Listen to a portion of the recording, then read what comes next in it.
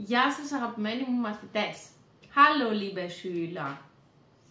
Σήμερα θα μάθουμε πώς αποχαιρετάμε στα γερμανικά. Είχαμε μάθει πώς χαιρετάμε κάποιον. Τι του λέμε? Hallo.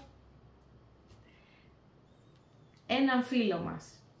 Τώρα θα μάθουμε πώς αποχαιρετάμε έναν φίλο μας. Όταν φεύγουμε θα του πούμε Tschüss. Tschüss. Hallo όταν τον χαιρετάω και Tschüss όταν τον αποχαιρετάω.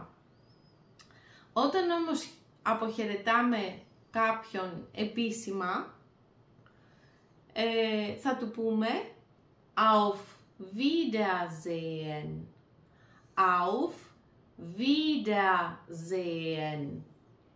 Είναι λίγο μεγάλη λέξη, γι' αυτό θα την ξαναπώ. Auf Wiedersehen. Σημαίνει θα σας ξαναδώ. Το λέμε σε κάποιον κύριο ή σε κάποια κυρία. Έτσι. Πώς είχαμε πει ότι χαιρετάμε κάποιον κύριο ή κάποια κυρία?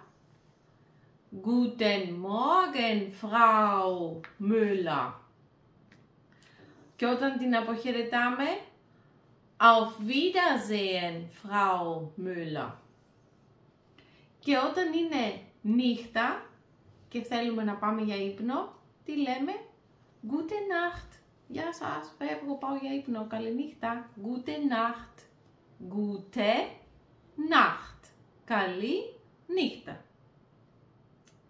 Μοιάζει λίγο και με τα αγγλικά. Good night. Gute Nacht. Τι είπαμε λοιπόν? Περίληψη. Hallo όταν χαιρετάω έναν φίλο μου. Tschüss όταν αποχαιρετάω έναν φίλο μου. Tschüss Peter.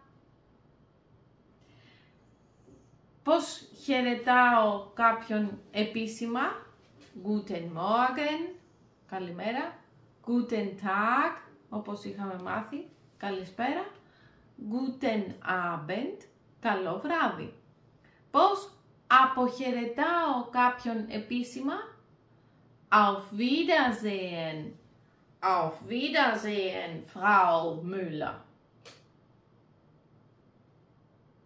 Tschüss.